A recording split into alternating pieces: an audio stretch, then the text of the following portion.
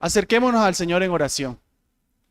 Padre Santo, te damos gracias por esta nueva mañana que nos das. Gracias, Señor, por permitirnos seguir estudiando de tu palabra, por seguir aprendiendo de lo que tú has revelado. No te conoceríamos, Señor, si tú no hubieses tenido la disposición de darte a conocer a tu pueblo. No te hubiésemos conocido, Señor, si tú hubieses querido quedar oculto. Pero tú en tu bondad te has dado a conocer. Te podemos conocer a través de tu palabra, podemos conocer tus directrices. Hoy, Dios, vamos a conocer un poco más acerca de lo que tú quieres, mandas, dices acerca de la Santa Cena. Ayúdanos a comprender esta palabra en el nombre de Jesús. Amén. La mañana de hoy vamos a estar estudiando lo que la Escritura nos dice acerca de la Cena del Señor. Y lo hacemos usando nuestro catecismo bautista. Al usar el catecismo bautista para enseñar lo que la Biblia dice de la Cena del Señor, lo que estamos poniendo es nuestro entendimiento de la Cena del Señor dentro de un marco confesional. Hay diferentes iglesias que piensan diferentes cosas de la Cena del Señor. Lo que nosotros como una iglesia bautista y reformada creemos es lo que tenemos en nuestra confesión. Eso es lo que logramos al hacerlo desde el catecismo. Vamos a 1 Corintios, hermanos, capítulo 11. 1 Corintios, capítulo 11, versículo 23, dice la palabra del Señor. Porque yo recibí del Señor lo que también os he entregado, que el Señor Jesús, la noche que fue entregado, tomó pan, y habiendo dado gracias, lo partió y dijo: tomad, comed, esto es mi cuerpo que por vosotros es partido, haced esto en memoria de mí. Asimismo tomó también la copa después de haber cenado, diciendo: esta copa es el nuevo pacto en mi sangre. Haced esto todas las veces que la bebiereis en memoria de mí. Porque todas las veces que comiereis este pan y bebiereis esta copa, la muerte del Señor anunciáis hasta que Él venga. Es el texto, uno de los textos principales acerca de lo que la Biblia nos dice de la Cena del Señor. Nuestro catecismo, pregunta 102, nos cuestiona: ¿qué es la Cena del Señor? Los bautistas y reformados respondemos: la Cena del Señor es una ordenanza del Nuevo Testamento que fue instituida por Jesucristo, en la que, al dar y recibir el pan y el vino, conforme a su designio, su muerte es proclamada, y quienes la reciben dignamente, no de manera corporal y carnal, sino por fe, son hechos partícipes de su cuerpo y su sangre, con todos sus beneficios, para su alimentación espiritual y crecimiento en la gracia. Vamos a seguir nuestro esquema. Recuerden nuestro teo devocional. T de teología, donde aprendemos las doctrinas de la pregunta. E de experiencia, donde derivamos las aplicaciones. Y O de oración, donde adoramos al Señor. Amados, yo espero que el catecismo esté siendo utilizado en sus hogares. Algunos hermanos sé que lo están utilizando en los devocionales y demás. Y esa es una breve, sencilla herramienta que he dispuesto para que podamos reflexionar más sobre estas verdades. Bien, T de teología. Primer lugar, ¿qué verdades aprendemos de esta pregunta, esa respuesta? Que la Cena del Señor es una ordenanza del Nuevo Testamento, muy explícito, muy evidente. ¿Qué queremos enfatizar con eso? Negativamente, que la Cena del Señor no es la Pascua. La Cena del Señor no es la Pascua.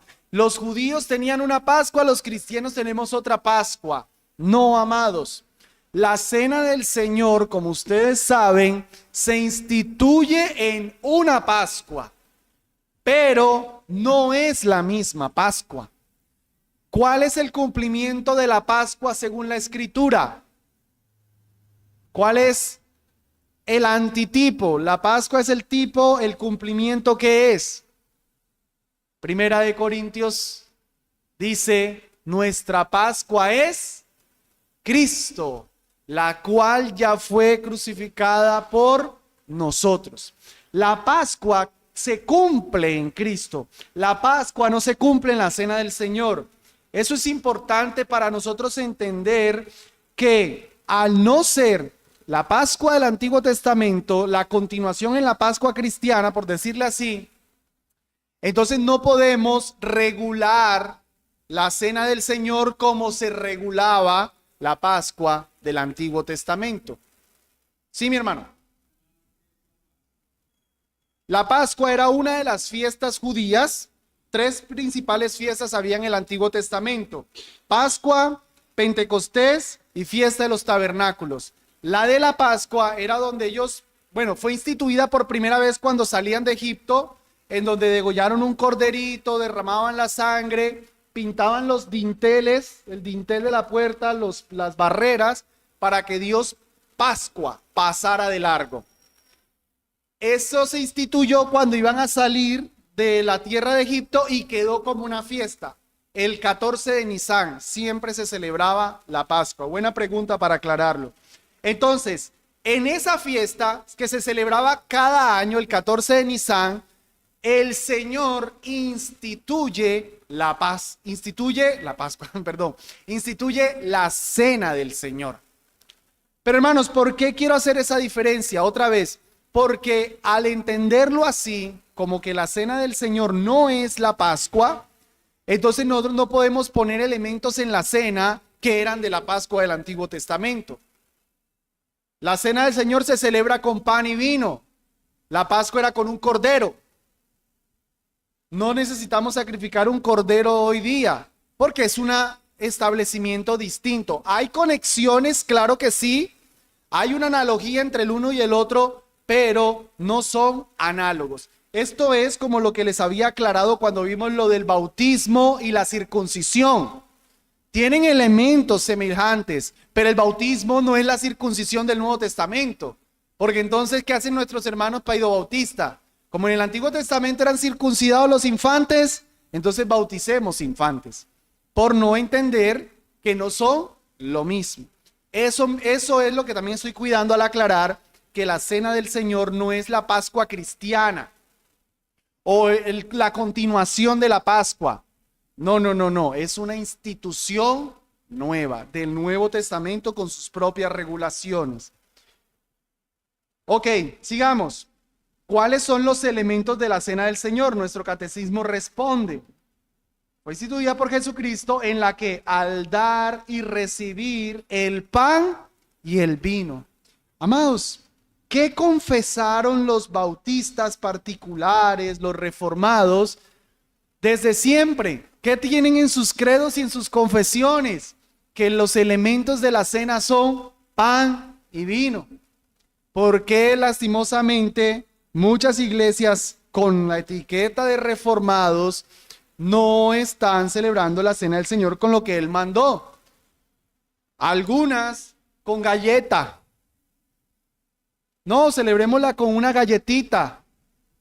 No, celebrémoslo. Una vez escuchaba a un pastor, aunque no era reformado, él decía, como los indígenas por allá, una tribu que él visitaba, no tenían el pan así tal cual, entonces lo hacían con casabe, se llama, que es como con yuca.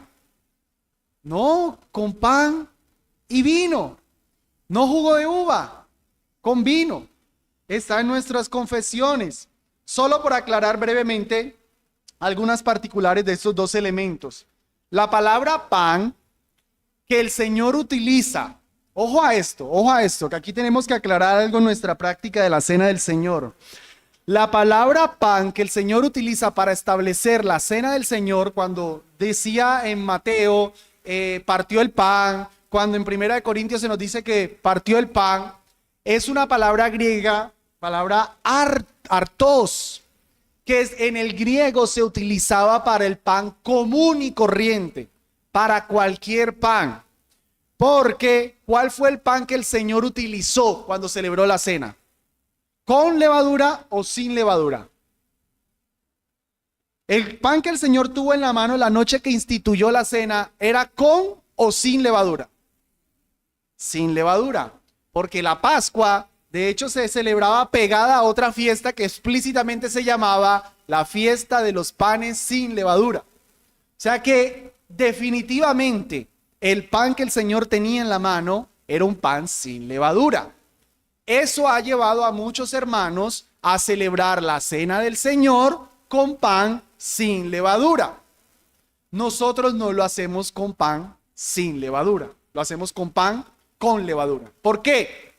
Bueno, primera razón, porque la palabra que el Señor utilizó fue la palabra artos, que es una palabra para pan común. Si el Señor hubiese querido instituir el pan sin levadura, Él contaba con una palabra ácimo, para decir un pan sin levadura, pan ácimo. Pero Él no instituyó ese pan, Él dijo pan común. Teniendo un pan sin levadura, utilizó la palabra para pan cualquiera. Por explicarme un poco, a ver si me sirve la analogía hoy día. Imaginémonos que el Señor Jesucristo tenía en sus manos una galleta. Vamos a la panadería, sabemos que es una galleta, son duritas. Y cuando Él la instituyera, no utilizara la palabra galleta, sino que utilizara la palabra pan. Nosotros automáticamente entenderíamos, bueno, como la galleta tiene harina, es seca, pues no necesariamente tiene que ser seca, crocante, sino que puede ser blandito como un pan. O, otro ejemplo, que el Señor Jesucristo hubiese tenido pan francés. Y cuando lo va a instituir no dice, háganlo con pan francés, sino que dice simplemente, háganlo con pan. Entonces nosotros entenderíamos, ok, el pan francés es más duro, no tiene tanta sal, perdón, no tiene azúcar. El pan más blandito sí tiene azúcar, no hay problema. El punto es que sea pan. Eso es lo que creemos nosotros. Por eso no lo hacemos con pan sin levadura, porque el Señor no especificó, pudiendo hacerlo, que lo hiciéramos con pan sin levadura. Adicional, y en parte por esto la aclaración ahorita de que la cena del Señor no es la Pascua. En la Pascua, la levadura, bajo la nación de Israel, tenía la connotación de pecado. Por eso ellos tenían que celebrar esa fiesta sin levadura, para indicar que no lo debían hacer sin pecado. Nosotros, la levadura, entonces no la entenderíamos como el pan sin levadura, porque otra vez 1 Corintios nos dice que ya nuestra Pascua fue sacrificada, sino que ahora el punto de la levadura sería sin el pecado en nuestra vida. No tanto en el pan, sino en nuestra vida. Para el cristianismo ya no tenemos que estar pensando en cuando vengamos a la iglesia no tengamos levadura. Cuidado, hermanos, no se junten con levadura el domingo porque tenemos que estar santos. No, eso ya tuvo su cumplimiento en Cristo. Y respecto del vino, algo más. Entonces ya entendemos con limpia conciencia por qué lo celebramos con pan común, no sin levadura. Ahora, si quisiera usarlo sin levadura, pues yo lo digo así jocosamente, pues va seguro. El que lo hace con pan sin levadura, pues no tiene las de perder. Porque definitivamente el Señor lo hizo con pan sin levadura. O sea, como quien dice, por si al caso, no hay problema. Nosotros somos los que de pronto tenemos que argumentar y decir, pero el que lo celebra sin levadura, pues va más seguro. Solo que entendemos que no es necesario. No es necesario, ¿ok? Para que no condenemos a alguna iglesia cuando ustedes vean que lo hagan con panes sin levadura. No, pues bien, chévere.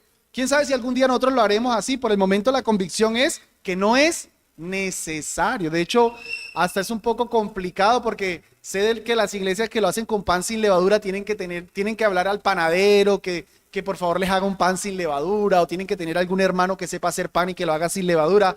Incluso se vuelve un poquito complicado, mientras que con levadura es más práctico.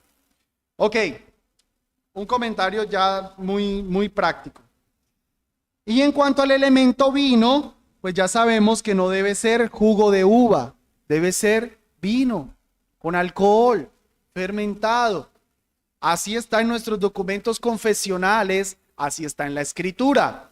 El mejor argumento, de los mejores argumentos de que es con vino fermentado, cuando en la iglesia de Corinto estaban en desórdenes y se bebían todo el vino, ¿qué sufrían? No sufrían de diabetes porque estaban tomando mucho jugo alto en azúcar. ¿Sufrían de qué? Borrachera. Se emborrachaban cuando se lo tomaban todo. ¿Por qué? Porque tenía alcohol. Cuando el Señor le instituyó, que tenía en su mano? Vino con alcohol fermentado, no jugo de uvas. Debe ser vino. Ya hemos hablado en otras ocasiones de esto. Sigamos. Hermanos, aunque hablé de los elementos, ojo a este punto. La cena del Señor es principalmente un significado. Ojo aquí. Tenemos elementos que debemos respetar. No podemos poner jugo de uva y defendemos que debe ser vino. No ponemos una galletita o cordero, sino que entendemos que debe ser pan.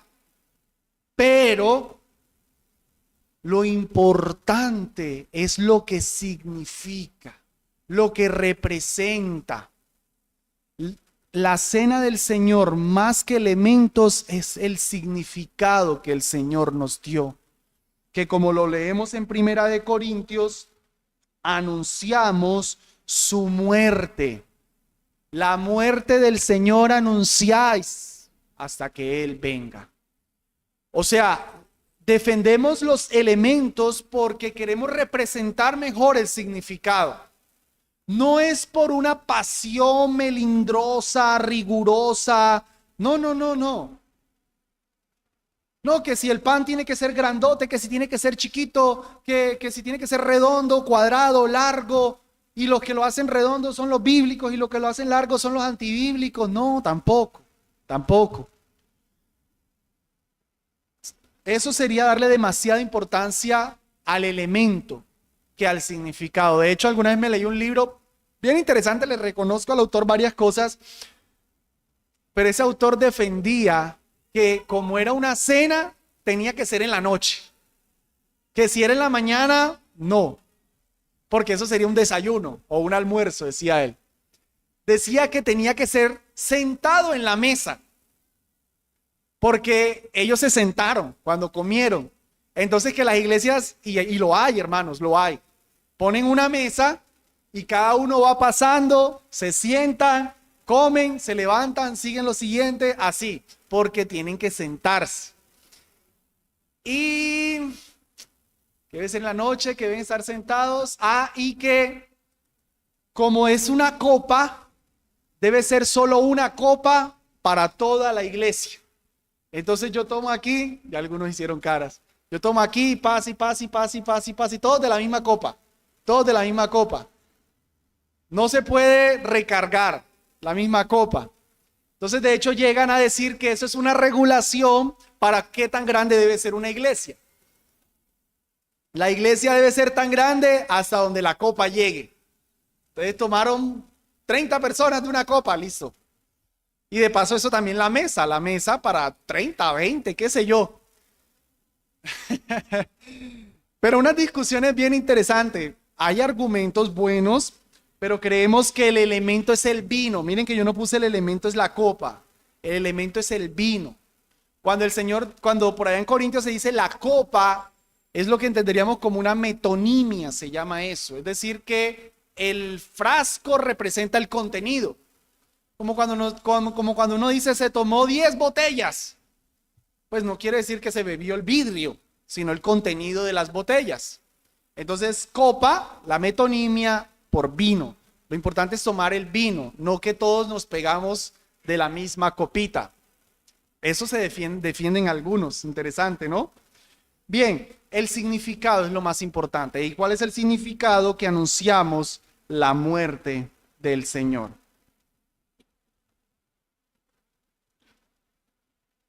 En quinto lugar,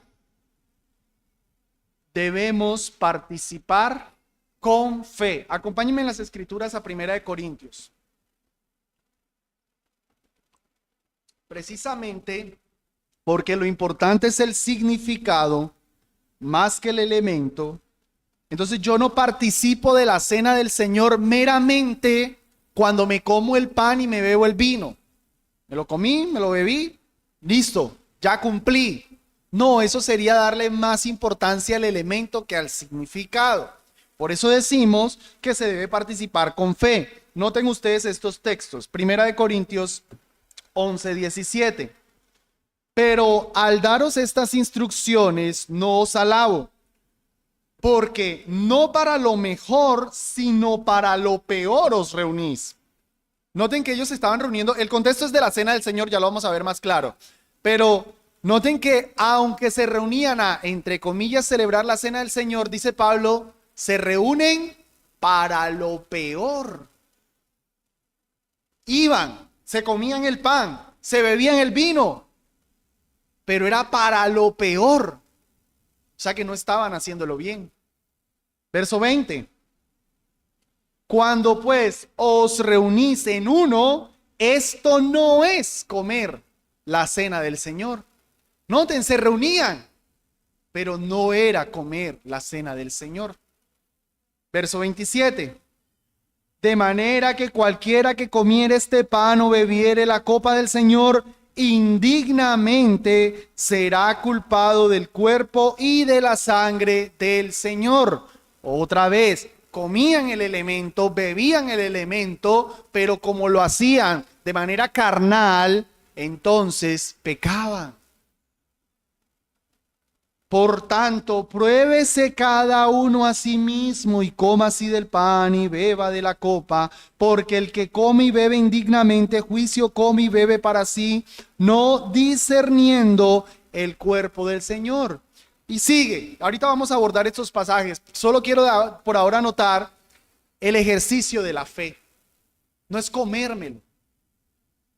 No, hay que tener un discernimiento, hay que probarse, hay que saber qué es lo que estoy haciendo. Todo eso le llamamos fe.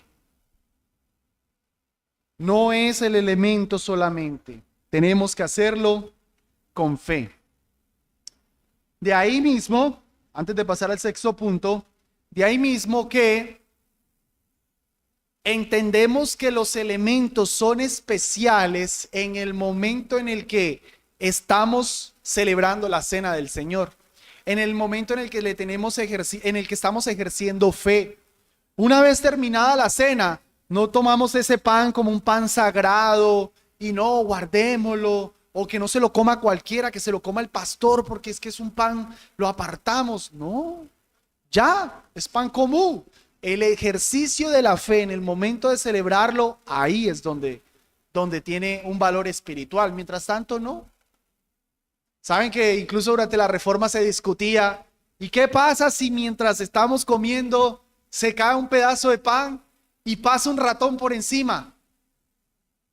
¿El pan se blasfemó, el ratón se santificó? No, porque el ratón no tiene fe. No, es el ejercicio de la fe. Toca despojarnos del catolicismo. Ustedes, cuando fueron a misa, ¿qué hacían con la copa? ¿Qué se hacía? A ver, ¿quién fue buen católico aquí? Romano. Sí, ¿qué hacía con la copa? Ajá, levantaba la copa. ¿Qué más? Después que se la tomaba. Ah, que por cierto solo se la tomaba él. Porque, ¿qué tal dárselo a las personas y se derrame? No. La limpian, muy bien, y la guarda en un cofrecito que, si no estoy mal, eso es de oro y eso le hace todo un rito. ¿Cómo se llama?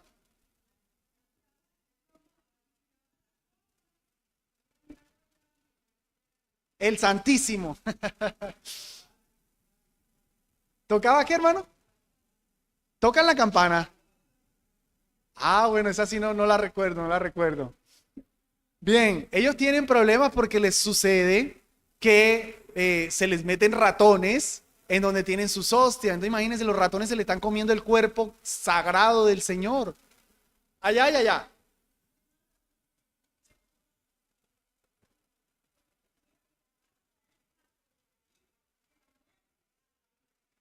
Hermana, bueno, no lo sabía que lo expresaban así, como que la Pascua es el paso de la muerte a la vida, pero lo entiendo. porque ellos practican lo que se conocería como sacramentalismo. Es decir, que el elemento en sí tiene gracia. El muchacho que no sabe, la mamá lo llevó allá, le tocó hacer primera comunión, como muchos aquí, y yo me comí eso y yo no sabía ni por qué. Se suponía porque me hice la primera comunión. Lo que estaba contento era después porque por lo menos en la costa se repartía algo y todo el que te recibía eso te daba dinero, ¿sí? Te dan regalos. Eso era lo que me emocionaba a mí en la primera comunión. Me comí eso y ni idea que era lo que estaba haciendo, ¿no? Pero ya, por comérmelo, me pasé de muerte a vida, me santifiqué, etc. Sí, hermana.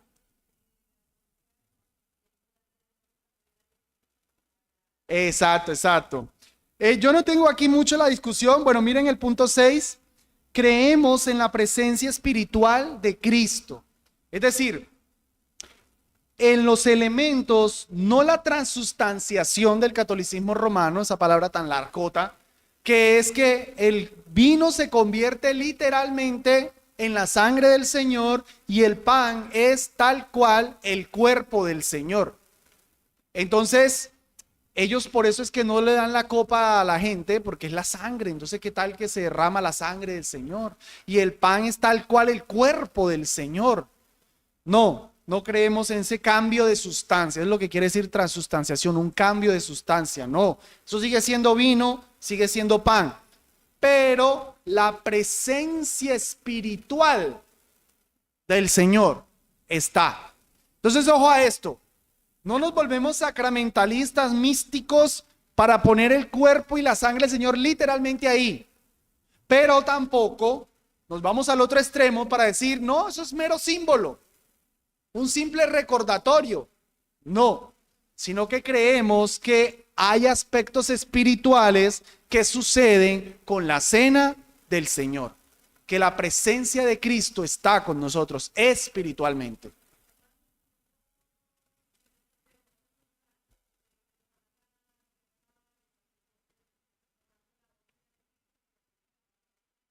Ya no lo hacen así, de mojar la hostia en el vino. Sí. Ah, interesante.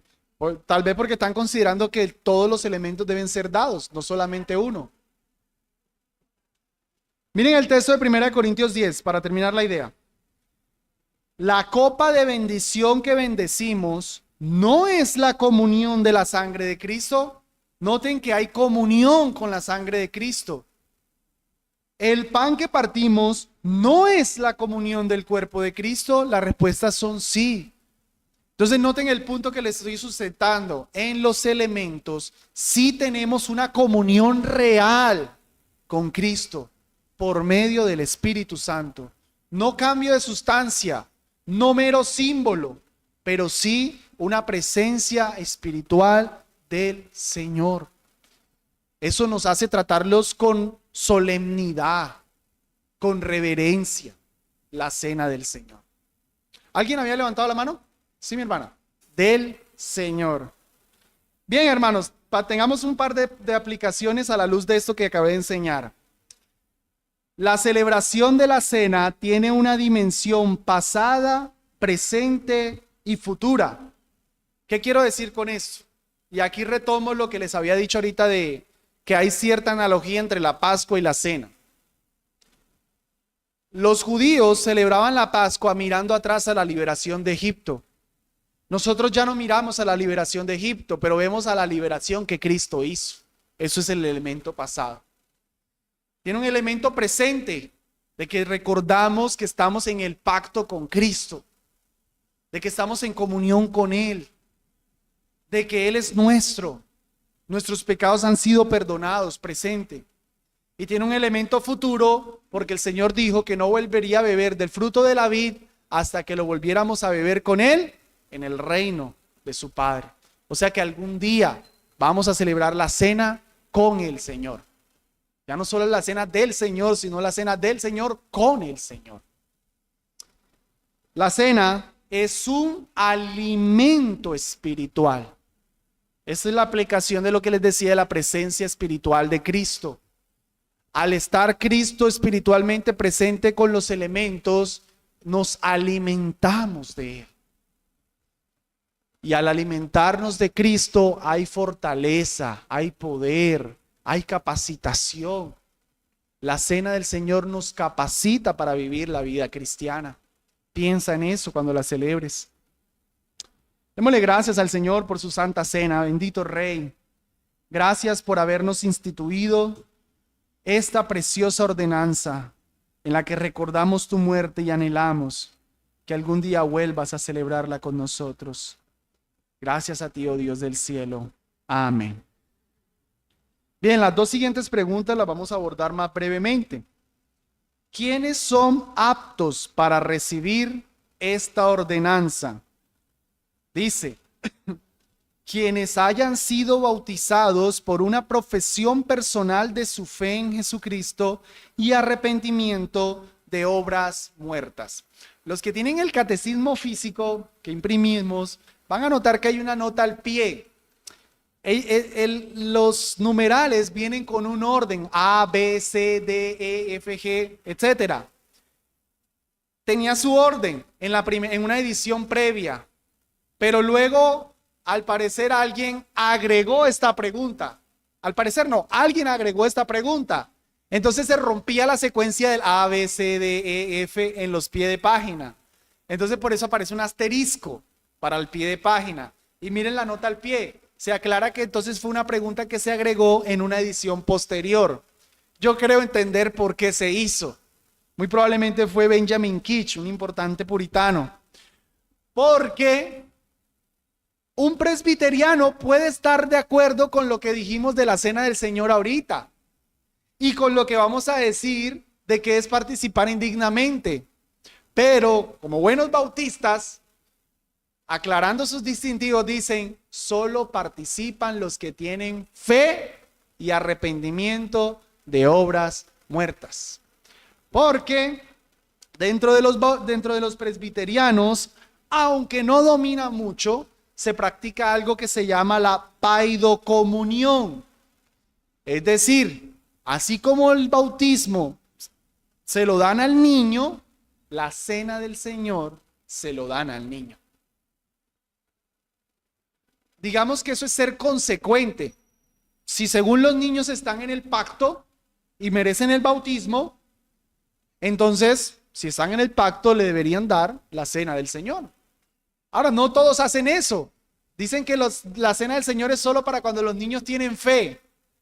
Pues, ¿por qué no piden la misma fe para el bautismo, pero sí la piden para la cena del Señor? Es una inconsistencia que tiene el presbiterianismo.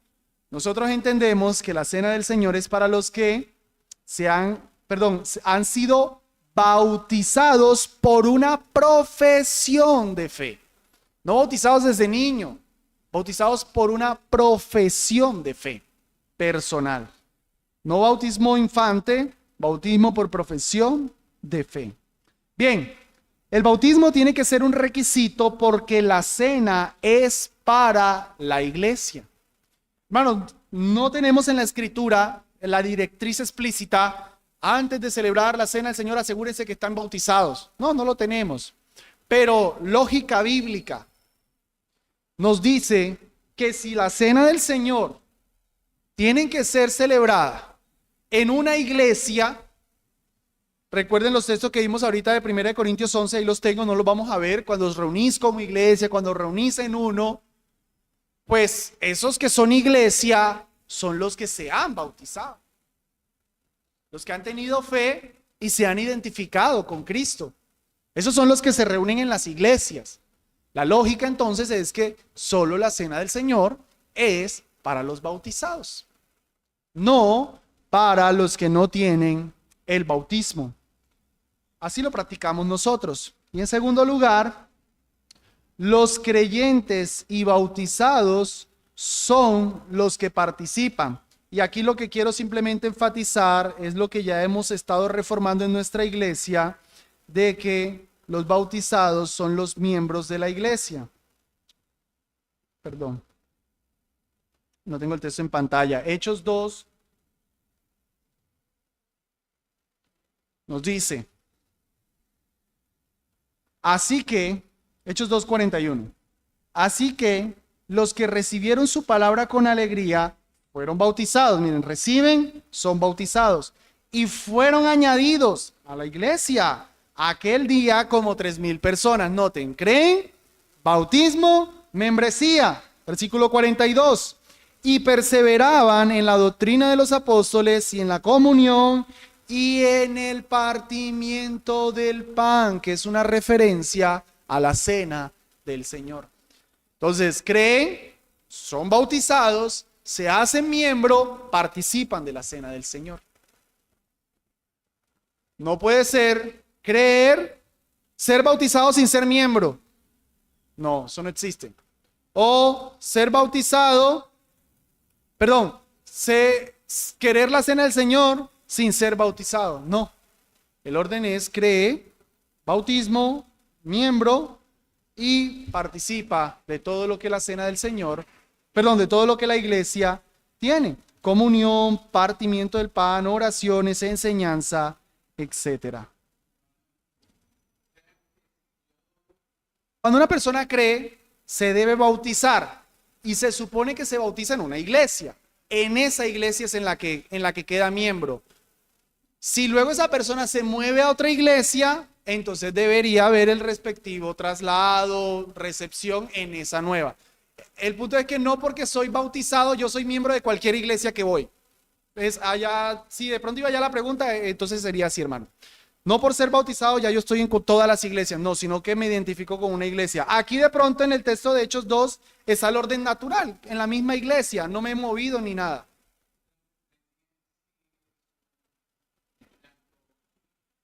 ¿Un acto qué? Así es, no, y sí, hermano, sí le llamaría un acto único, en el sentido, en el orden natural. A ver, si no fuéramos pecadores, si todas las iglesias fuéramos perfectas, la persona se hizo miembro una única vez de una iglesia, y si se movió, sencillamente quedó como miembro de la iglesia a la que pasó, y si otra vez se movió, miembro de la otra iglesia, y ya. Pero como hay pecado, entonces pasa que salen de iglesias y no se unen a otra, quedan bautizados sin iglesia. O fueron bautizados y no les enseñaron que debían ser miembros de iglesia, sino que los dejaron lavados por ahí ya. No les enseñaron que debían unirse a una iglesia. Tantas cosas que pasan. O las diferencias doctrinales y demás. ¿Alguien levantó la mano? Sí, mi hermana Rosalba.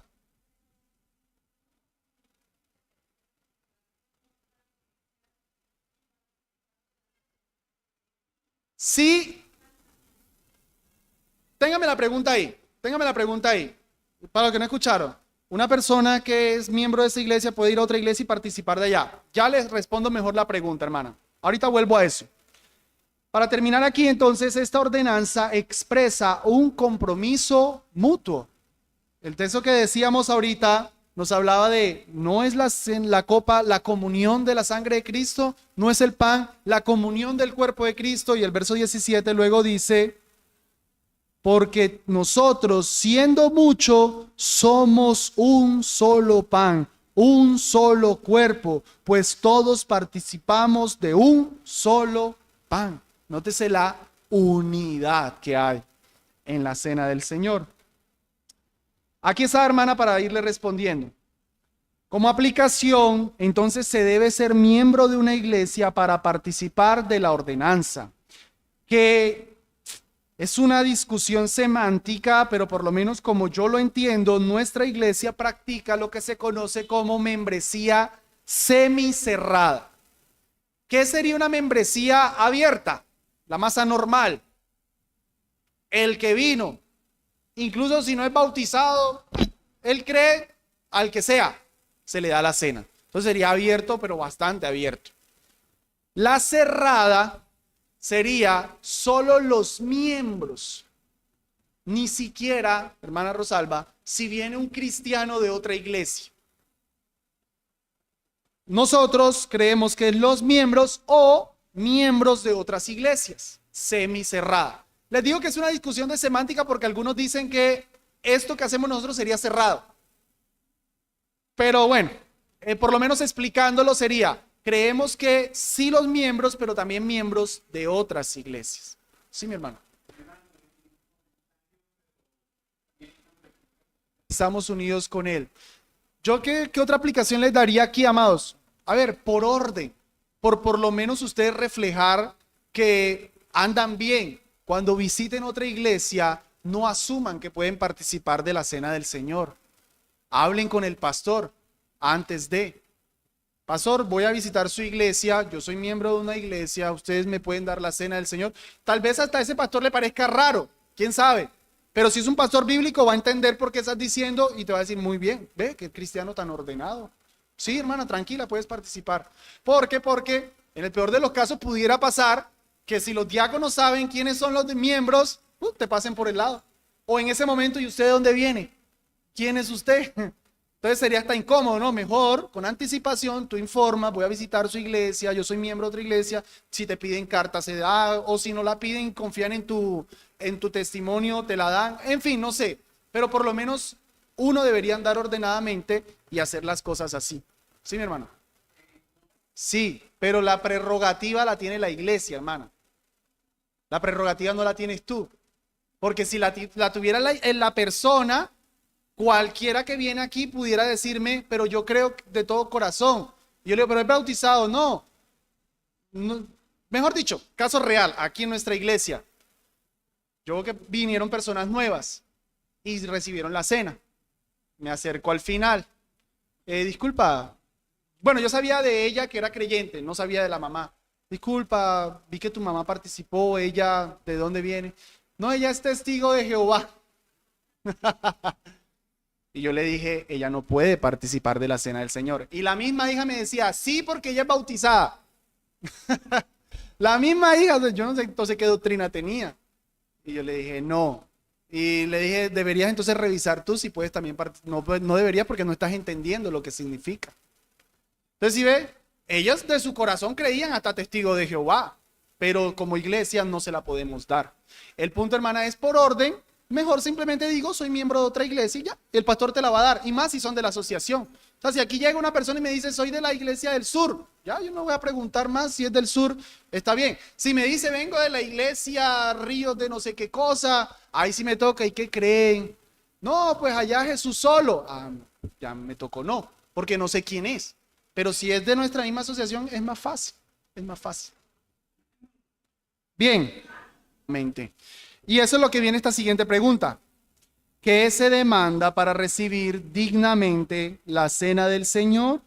Se demanda de los que participen de la cena del Señor que se examinen a sí mismos, que examinen su conocimiento para discernir el cuerpo del Señor, su fe para alimentarse de él, su arrepentimiento, su amor y su nueva obediencia. No sea que, viniendo indignamente, coman y beban juicio para sí mismos. Finalmente el juicio viene sobre la persona. Antes uno hace un favor cuando filtra tanto, ¿no? Pero el juicio viene sobre la persona. Se participa de manera indigna cuando se ignora el significado, se menosprecia y se está en pecado. Eso es participar de la cena del Señor indignamente. Ignorar el significado es cualquier cosa rápido, este rito se menosprecia, se trata con irreverencia y se está en pecado.